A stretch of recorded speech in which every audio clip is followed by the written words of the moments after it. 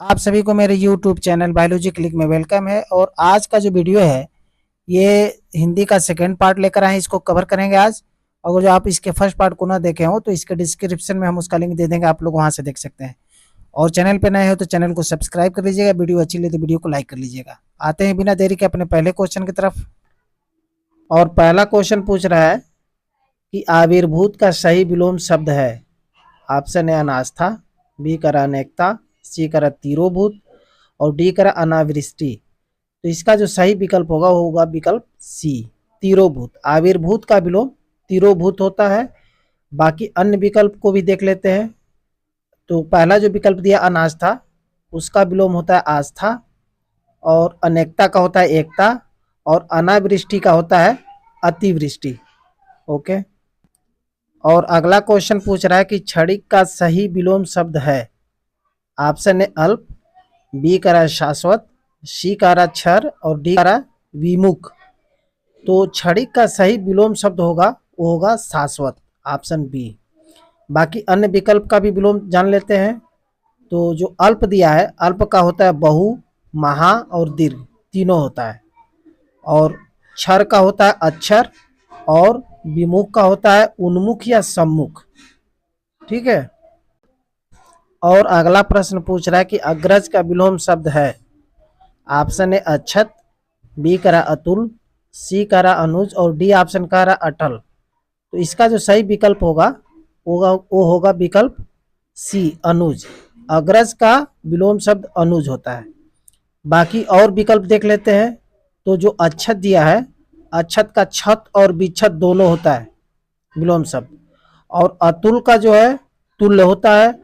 अटल का चंचल भी होता है, डामाडोल भी होता है और ढुलमुल भी होता है, तीनों होता है। ओके। और अगला प्रश्न पूछ रहा है कि निम्नलिखित में से विलोम शब्दों की दृष्टि से एक युग्म गलत है, वह है। पहला ऑप्शन दिया है मौन का मुखर, बी का कारा शानदार का शर्मनाक, सी का कारा बर्बर का शब्द और डी का कारा अनुचर का परिचर। तो इसमें हमको गलत युग्म देखना है। तो इसका जो सही विकल्प होगा विकल्प डी, अनुचर का परिचर। एक्चुअली अनुचर, परिचर और दास ये सब क्या है, नौकर के पर्यायवाची है। तो अनुचर का जो विलोम शब्द होगा वो होगा स्वामी या अग्रचर हो जाएगा। बाकी सब जो युग्म है वो सही है। और अगला प्रश्न पूछ रहा है कि विलोम शब्दों की दृष्टि से इनमें एक युग्म गलत है, वह है। आपको गलत देखना है। पहला ऑप्शन दिया है अमित का परिमित, बी का रहा सत्कार का तिरस्कार, सी का रहा आच्छादित का परिच्छन और डी का रहा सुख का दुख। तो इसका जो सही गलत विकल्प होगा वो होगा विकल्प सी, आच्छादित का परिच्छन। आच्छादित का अनाच्छादित होता है। बाकी तीनों विकल्प सही हैं। और अगला प्रश्न पूछ रहा है कि वर्तनी की दृष्टि से शुद्ध शब्द है। ऑप्शन है चिन्ह, बी करा विवर्त, सी करा अनुग्रहित और डी करा विरहड़ी। तो इसमें जो सही विकल्प होगा विकल्प बी, विवर्त। बाकी चिन्ह, अनुग्रहित और विरहड़ी ये तीनों गलत है। अनुग्रहित में देखिए नीचे से वो जो र बनता है, ठीक है, रेफ वाला जो र होता है वो होगा। और चिन्ह में ह में न जुड़ेगा और विरहड़ी को विरहिड़ी लिखते हैं। और अगला प्रश्न पूछ रहा है कि शुद्ध वर्तनी वाले शब्द का चयन करें। ऑप्शन है ज्योतिषना, बी करा ज्योत्सना, सी करा ज्योतषना और डी करा ज्योत्सना। तो इसका जो सही विकल्प होगा वो होगा विकल्प डी। डी वाला ऑप्शन जो है वो सबसे सटीक है। आधा ज, आधा तो और आधा स रहेगा ज्योत्सना में। और अगला प्रश्न पूछ रहा है कि वर्तनी की दृष्टि से कौन सा शब्द अशुद्ध है। इसमें अशुद्ध शब्द को देखना है। ऑप्शन है कोमलांगी, बी करा सम्मिलित, सी करा उत्कर्षता और डी करा अनुग्रहित। तो इसमें अभी आप देख रहे हैं अनुग्रहित तो वहां पे पूछा था, यहाँ पे भी अनुग्रहित दिया, ये वाला अनुग्रहित सही है। तो इसका जो सही विकल्प होगा विकल्प सी, उत्कर्षता। बाकी तीनों विकल्प क्या है, शुद्ध है। तो आप लोग जब पेपर देने जाइए तो उस पेपर को ध्यान से पढ़ेंगे तो उसमें से भी एक आध क्वेश्चन आपको फायदा पहुंचा देंगे।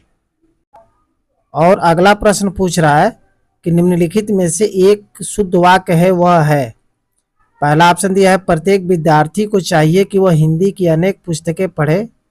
बी कह रहा हर एक विद्यार्थियों को चाहिए कि वह हिंदी की अनेक पुस्तकें पढ़े। सी कह रहा हर एक विद्यार्थी को चाहिए कि वह हिंदी की अनेकों पुस्तकें पढ़े। और डी कह रहा हर एक विद्यार्थियों को चाहिए कि वह हिंदी की अनेकों पुस्तकें पढ़े। तो इसका जो सबसे शुद्ध वाक्य होगा वो होगा विकल्प ए, प्रत्येक विद्यार्थी को चाहिए कि वह हिंदी की अनेक पुस्तकें पढ़े। अब यहाँ पे जो बी वाले में देख रहे हैं तो हर एक विद्यार्थियों लिखा है, ये गलत है। सी वाले में हर एक विद्यार्थी तो सही लग रहा है लेकिन अनेकों लिख दिया, इसलिए अनेक होना चाहिए, तो अनेकों गलत हो जाएगा। और डी वाले में हर एक विद्यार्थियों भी गलत है और अनेकों भी गलत है, इसलिए सबसे सटीक इसका विकल्प ए होगा। और अगला क्वेश्चन पूछ रहा है कि निम्नलिखित में से एक वाक्य अशुद्ध है वह है। पहला विकल्प दिया मोहन गेहूं पिसवाने चक्की पर गया है। बी कह रहा निर्दय व्यक्ति से मित्रता नहीं करनी चाहिए। सी कह रहा उसके घर के पास एक मिठाई की दुकान है। और डी कह रहा उपयुक्त कथन असत्य है। तो इसमें जो आप देखेंगे अशुद्ध वाला, तो उपयुक्त जो लिखा है वो गलत है, ठीक है। उपयुक्त का जो वर्तनी अशुद्धि है वो गलत है, इसलिए इसका विकल्प हो जाएगा विकल्प डी। बाकी ऊपर के तीनों विकल्प क्या है, वह शुद्ध है। और अगला प्रश्न पूछ रहा है कि जिसका कोई शत्रु नहीं जन्मा है, वाक्यांश के लिए एक शब्द है। ऑप्शन दिया ए अजय, बी करा शत्रुजयी, सी करा अजात शत्रु और डी करा शत्रु विहीन। तो इसका जो सही विकल्प होगा वो होगा विकल्प सी अजात शत्रु। जिसका कोई शत्रु नहीं जन्मा हो या जिसका कोई शत्रु ना हो उसको हम अजात शत्रु कहते हैं। और अगला प्रश्न पूछ रहा है कि खोज करने वाला इस वाक्यांश के लिए एक शब्द है। ऑप्शन ए अन्वेषक, बी करे अनुपम, सी करे अन्विति और डी करे निवेशक। तो जो खोज करने वाला होता है उसके लिए जो वाक्यांश प्रयोग करते हैं उसको कहते हैं अन्वेषक। और अगला प्रश्न पूछ रहा है जिसकी ग्रीवा सुंदर हो वाक्यांश के लिए एक शब्द है। ऑप्शन ए पार्थिव, बी करा सुग्रीव, सी करा सुधीर और डी करा सुनील। तो इसका जो सही विकल्प होगा वो होगा विकल्प बी सुग्रीव। जिसका ग्रीवा या गर्दन सुंदर हो उस वाक्यांश के लिए एक शब्द जो होता है वो होता है सुग्रीव। और अगला प्रश्न पूछ रहा है कि जिसका अनुभव इंद्रियों द्वारा न हो सके इस वाक्यांश के लिए एक शब्द है। ऑप्शन है जितेंद्र, बी करा अतीन्द्रिय, सी करा ऐन्द्रिक और डी करा इनमें से कोई नहीं। तो इसका जो सही ऑप्शन होगा वो होगा ऑप्शन बी अतीन्द्रिय, जो इंद्रियों से परे हो, ठीक है। जिसका अनुभव इंद्रियों द्वारा न हो सके उसको हम अतीन्द्रिय कहते हैं। और अगला प्रश्न पूछ रहा है कि वाक्यांशों और उनके लिए प्रयुक्त शब्दों के निम्नलिखित युग्मों में सही युग्म का चयन कीजिए। पहला विकल्प दिया है जो स्त्री अभिनय करे अभिनेता, बी कह रहा है जो व्याकरण जानता हो व्याकरणिक और सी कह रहा आंखों से परे प्रत्यक्ष, डी कह रहा है लौट कर आया हुआ प्रत्यागत। तो इसका जो सही विकल्प होगा वो होगा विकल्प डी लौट कर आया हुआ के लिए हम एक शब्द इस्तेमाल करते हैं जिसको हम प्रत्यागत कहते हैं। बाकी ऊपर के जो तीन विकल्प दिया है तो जो स्त्री अभिनय करे उसको हम अभिनेत्री कहते हैं, ये आप लोग जानते भी हैं। लेकिन जो व्याकरण जानता हो उसको व्याकरणिक न कह के हम उसको कहते हैं व्याकरण या व्याकरणिक, ठीक है। और जो आंखों से परे हो उसको प्रत्यक्ष नहीं कहा जाता, उसको कहते हैं परोक्ष, ठीक है। और अगला प्रश्न पूछ रहा है कि निम्नलिखित में से तत्सम शब्द है। पहला विकल्प दिया ए उछा, बी करा उजला, सी करा उल्लू और डी करा ओस्ट। तो जिसमें आधा स मिला होता है जो खटखोड़ वाला स होता है वो ज्यादातर जो है तत्सम शब्द ही होते हैं। तो इसका सही विकल्प होगा विकल्प डी ओस्ट। बाकी ऊपर के तीनों विकल्प उछा, उजला और उल्लू क्या है, ये तद्भव है। बाकी ऊपर के जो तीन विकल्प दिए हैं तो उछा एक तद्भव है और इसका तत्सम होता है उत्साह। और उजला को हम उजाला भी पढ़ते हैं, यह एक तद्भव है, इसका जो है तत्सम रूप होगा उज्जवल, ठीक है। और जो उल्लू होता है, उल्लू एक तद्भव है, उसका जो तत्सम रूप होगा वो होगा उलूक, बड़ा ऊ का मात्रा रहेगा लौ में। और अगला क्वेश्चन कह रहा है कि परिवा का तत्सम रूप है। पहला विकल्प ए दिया है परवा, बी कह रहा है परेवा, सी कह रहा है प्रतिपदा और डी कह रहा है परिवा। तो इसका जो सही विकल्प होगा वो होगा विकल्प सी, प्रतिपदा। परिवा का तत्सम रूप प्रतिपदा होता है। और अगला प्रश्न पूछ रहा है कि निम्नलिखित तत्सम तद्भव शब्दों का संगत युग्म है। पहला विकल्प ए दिया है खरपट का खोपड़ी, बी कह रहा है सत्तू का सत्य, सी कह रहा है पर्यक का पलंग और डी कह रहा है घोटक घड़ा। तो इसका जो तत्सम तद्भव जो मेल है, युग्म है, वह है पर्यक का पलंग यानी विकल्प सी। बाकी सब जो है संगत युग्म नहीं है। और अगला प्रश्न देखते हैं। अगला प्रश्न बोल रहा है कि निम्नलिखित में से एक तद्भव शब्द है। यहाँ पे आपको तद्भव चेक करना है। पहला विकल्प ए दिया आंसू, बी करा एकत्र, सी करा वानर, डी करा उच्च। तो इसमें जो तद्भव शब्द है वो होगा विकल्प ए आंसू। आंसू एक तद्भव है, उसका जो तत्सम फॉर्म होता है वो होता है अश्रु। ठीक है। और बाकी जो नीचे के 3 विकल्प है उसको भी चेक करते हैं। तो जो एकत्र है ऑलरेडी वो एक तत्सम है, उसका जो तद्भव फॉर्म होता है वो होता है इकट्ठा ना। और जो वानर होता है वो भी एक तत्सम है, इसका जो तद्भव फॉर्म है वो होता है बंदर। उच्च भी एक तत्सम है, इसका जो तद्भव फॉर्म होता है वो होता है ऊंचा। ठीक है। और अगला प्रश्न पूछ रहा है कि कपित्त का तद्भव शब्द है। पहला विकल्प ए दिया है कपूर, सी का केला। अब यहाँ पे थोड़ा सा ऊपर नीचे टाइप करने में मिस्टेक हो गया है। और बी कह रहा है कैथा, डी कह रहा है खजूर। तो जो कपित्त तत्सम है उसका तद्भव रूप होगा कैथा यानी ऑप्शन बी। ठीक है। बाकी अन्य विकल्प देखते हैं। तो जो कपूर है वो ऑलरेडी एक तद्भव है, उसका तत्सम रूप होगा कर्पूर। केला भी एक क्या है, एक तद्भव है, इसका फॉर्म होगा जो तत्सम रूप होगा कदली। और खजूर भी क्या है, एक तद्भव है, तत्सम रूप होगा खुरजर। ठीक है। और अगला प्रश्न पूछ रहा है कि निम्नलिखित शब्दों में से कौन सा शब्द गुणवाचक विशेषण है। ठीक है। पहला विकल्प ए दिया उचित, बी कह रहा पांचवा, सी कह रहा कुछ और डी कह रहा 3। तो देखिए चारों विकल्प क्या है, विशेषण है, लेकिन यहाँ पे गुणवाचक विशेषण आपको ट्रेस करना है। तो यहाँ पे जो विकल्प ए है उचित, वह एक गुणवाचक विशेषण है। बाकी पांचवा भी एक विशेषण है लेकिन वो क्रमवाचक विशेषण है। कुछ क्या है, कुछ भी एक विशेषण है लेकिन वो परिमाणवाचक है। और 3 क्या है, ये भी एक विशेषण है लेकिन ये संख्यावाचक विशेषण है। ठीक है। और अगला प्रश्न पूछ रहा है कि निम्नलिखित में से कौन सा विशेषण संज्ञा से नहीं बना है। पहला विकल्प ए दिया श्रीमान, बी कह रहा दानी, सी कह रहा सुंदर और डी कह रहा चमकीला। तो यहाँ पे इसका जो सही विकल्प होगा विकल्प सी सुंदर। सुंदर संज्ञा से नहीं बना है। बाकी जो श्रीमान है, दानी है, चमकीला है, ये क्या है, यह एक संज्ञा से बना है। ठीक है। और अगला प्रश्न पूछ रहा है कि निम्नलिखित में से किस वाक्य में उत्तमावस्था गुणवाचक विशेषण विशेष का प्रयोग किया गया है।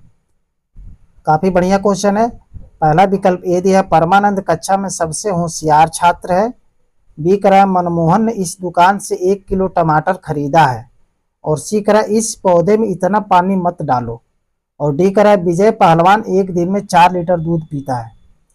तो जो उत्तमावस्था गुणवाचक विशेषण विशेष का जो प्रयोग मिलेगा वो होगा वाक्य ए में। आप देख रहे हैं कि सबसे होशियार छात्र जो लिखा है ना, इसमें उत्तमावस्था ये को प्रदर्शित कर रहा है, इसलिए इसका सही विकल्प यही होगा, परमानंद कक्षा में सबसे होशियार छात्र है। ठीक है। और अगला प्रश्न पूछ रहा है कि सौर किस मूल शब्द से बना विशेषण है। ठीक है। यानी सौर एक विशेषण है, उसका मूल शब्द पूछ रहा है। पहला विकल्प ए दिया सूर, बी कह रहा सूर और सी कह रहा सूर्य और डी कह रहा उपयुक्त में से किसी से नहीं। इसका जो सही विकल्प होगा विकल्प सी सूर्य। सूर्य क्या है, मूल शब्द है सौर का और सौर क्या है, एक विशेषण है। ठीक है। और अगला प्रश्न पूछ रहा है कि निम्नलिखित में से कौन सा शब्द विशेषण है। पहला विकल्प ए दिया आग, बी करा आग्नेय, सी करा अगिन और डी करा उपयुक्त में से कोई नहीं। तो इसका जो सही विकल्प होगा विकल्प बी आग्नेय। आग्नेय क्या है, एक शब्द विशेषण है, बाकी शब्द जो है शब्द विशेषण नहीं है। और अगला प्रश्न पूछ रहा है कि आकाश का पर्यायवाची शब्द है। विकल्प ए कह रहा है सहकार, बी कह रहा है शून्य, सी कह रहा है प्रभा और डी कह रहा है मंडली। तो इसका जो सही विकल्प होगा होगा विकल्प सी शून्य। शून्य क्या है? आकाश का पर्यायवाची है। और भी पर्यायवाची है आकाश के, व्योम, नभ, गगन, अंबर, अंतरिक्ष, ये सब आकाश के पर्यायवाची है। ठीक है। और अगला प्रश्न पूछ रहा है कि सोना का पर्यायवाची शब्द है। विकल्प ए कह रहा है अर्क, सी कह रहा है माणिक, देखिए इसमें भी ऊपर नीचे हो गया टाइपिंग, बी कह रहा है वर्क और डी कह रहा है कनक। तो इसका जो सही विकल्प होगा वो होगा विकल्प डी कनक। कनक क्या है? सोना का पर्यायवाची है। और भी अन्य पर्यायवाची सोना का देखते हैं तो स्वर्ण है, कंचन है, हिरण्य है, जात रूप है, हेम है, कुंदन है, तपनी है, महारजत है और सुवर्ण, ये सब क्या है? सोना के पर्यायवाची। ठीक है। और अगला प्रश्न पूछ रहा है कि उसके प्राण पखेरु उड़ गए। इस वाक्य में पखेरु शब्द किसका पर्यायवाची है? पहला विकल्प ए दिया पक्षी, बी कह रहा है जल्दी, सी कह रहा है पखवाड़ा और डी कह रहा है पखारना। तो इसका जो सही विकल्प होगा वो होगा विकल्प ए पक्षी। जो पखेरु शब्द है उसका अर्थ होता है पक्षी। ठीक है। और अगला प्रश्न पूछ रहा है कि निम्नलिखित में से कौन सा शब्द चंद्रमा का पर्यायवाची नहीं है? विकल्प ए सुधांशु, बी कह रहा है सुधाकर, सी कह रहा है सुधाधर और डी कह रहा है सलील। इसका जो सही विकल्प होगा होगा विकल्प डी। डी क्या है? जो सलील लिखा है एक्चुअली चंद्रमा का पर्यायवाची नहीं है। बाकी ऊपर के जो तीन विकल्प है सुधांशु, सुधाकर और सुधाधर, ये सब चंद्रमा के पर्यायवाची है। यहाँ पे आप डिस्प्ले पे देख रहे हैं कि शशि, रजनीश, राकापति, राकेश, छपाकर, निशाकर, यहाँ पे बहुत सारा जो है चंद्रमा का पर्यायवाची है। आप पढ़ना चाहें तो वीडियो को पॉज करके आप पढ़ सकते हैं। ठीक है। और इस वीडियो का अंतिम प्रश्न पूछ रहा है कि निम्नांकित शब्दों में से एक शब्द माता का पर्यायवाची नहीं है। आप यहाँ पे नहीं वाला शब्द ध्यान से पढ़िएगा। पूछ रहा हुआ है विकल्प दिया अम्ब, बी करा अम्बू, सी करा अम्बा और डी करा जननी। तो इसका जो सही विकल्प होगा विकल्प बी अम्बू। क्या है? ये माता का पर्यायवाची नहीं है। बाकी यहाँ पे माता, मात्र, जननी, पितामही, आई, मासी, मम्मी, अम्बा, जननी, ये सब क्या है? ये सब माता का पर्यायवाची है। तो वीडियो अच्छी लगी है तो वीडियो को लाइक कर दीजिए और चैनल पर नए हैं तो चैनल को सब्सक्राइब कर लीजिए और अपने दोस्तों में शेयर कर दीजिए। धन्यवाद।